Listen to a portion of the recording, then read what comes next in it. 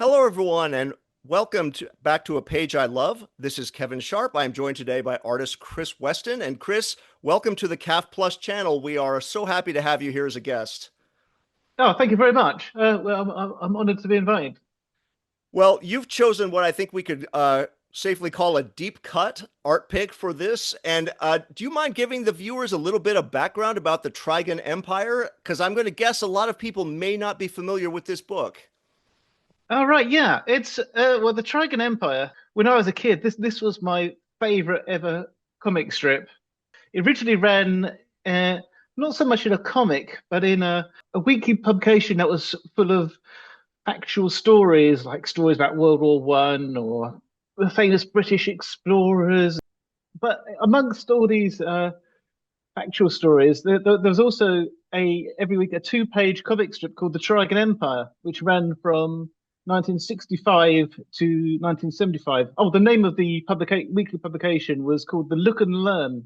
But to be honest, the people that bought Look and Learn were buying it for the Trigan Empire, and it was this science fiction strip written by Mike Butterworth and drawn by Don Lawrence. And the basic concept was, uh, Romans in space. So the Trigan Empire was like sort of this alternative Roman Empire. They'd all go around in togas and armor and fought with swords, but they also had spaceships and ray guns. It was amazing. It was such a great idea.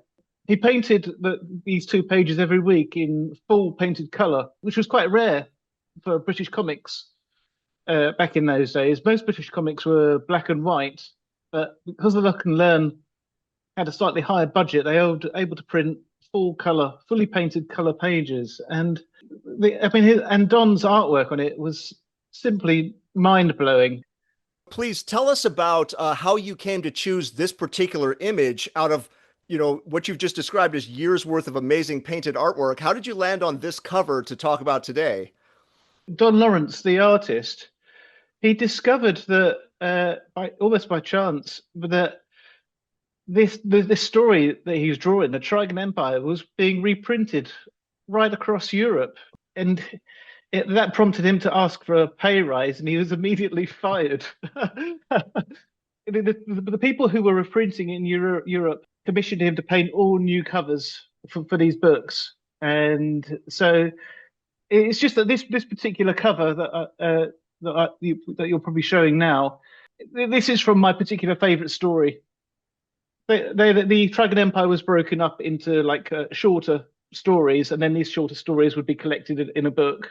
So you get a complete story in one book, and then this story was called The Red Death, and it's where the Trigan Empire was invaded by this rival planet who were thinly disguised versions of communists. Their leader looked like Stalin, and they were all dressed in red, and they'd fire these pellets at the Trigan Empire and when the pellets landed, these massive, great red weeds would grow out of them and strangle people. And it was basically a sort of a biological weapon. I didn't know about it. For some reason, I just love the painting on this cover. The colors, the blues and the reds, just really work for me. Anyway, I could stare at it for hours. I mean, even looking at the sky, it looks like an oil painting to me. He didn't actually use oils; it was painted in gouache. But I'd happily go in any art gallery and see this on the wall, next to a Caravaggio or something. Well, I have to hit you with the question for every guest is, do you own any original art from the artist from Don Lawrence? Yeah, but even more than that, he eventually became my mentor, and this is how I got into comics. I found out that he lived near me, mainly from talking to this boy at my school, and I said, we were talking about comics. I said, I really love comics, and he said, oh, my dad's a comic book artist. I said, oh, really? And he's like, yeah. And I said, what's his name? He said, Don Lawrence. And I was like, what? Your dad is Don Lawrence? You're joking. And I've got to meet him. Uh, and he was just very generous with his time. He'd let me come up occasionally and watch him work. And he knew I wanted to be a comic strip artist. Eventually, by the time I was finishing college, I was getting ready do a foundation year at Brighton University to study art, and he said, "Well, if you still want to be a comic strip artist, I don't think there's a lot of point you going to university. You do better to study with me for a year." And I was like, "Well, yes, please." So he allowed me to be his apprentice for a year in return for 10% of everything I earned during my first year as a professional. But even that is a bargain, an absolute bargain. Well, congratulations, Chris, because some past guests have definitely owned original art by the artist that we're talking about. But you are the first one to say you actually studied with the artist that we're talking about. Yeah, yeah. And obviously through that, I do have a couple of his. I think I've got about five of his original art pieces. Unfortunately, I don't have that one, but but I still love the ones I've got. Well, why don't we jump over to your work now and please tell the viewers what you have out now or have coming out and where they can find more of your art.